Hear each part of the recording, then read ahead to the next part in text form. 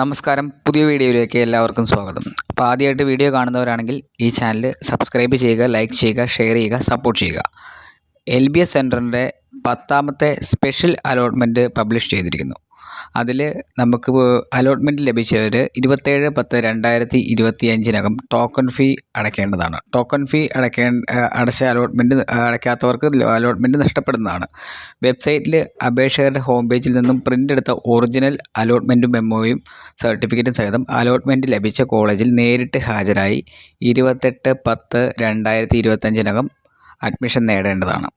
അതുകൂടാതെ NRI spot allotment 24/10/2025 തിരുവനന്തപുരത്തെത്തുകയും കളമശ്ശേരിയിലെയും LBS facilitation centre വെച്ച് നടക്കുന്നതാണ്. ആവശ്യമായ എല്ലാ രേഖകളും കൈവശമുള്ള അപേക്ഷകർക്ക് മാത്രമേ ഈ ഒരു പ്രവേശനത്തിൽ പങ്കെടുക്കാൻ അനുവാദമുള്ളൂ.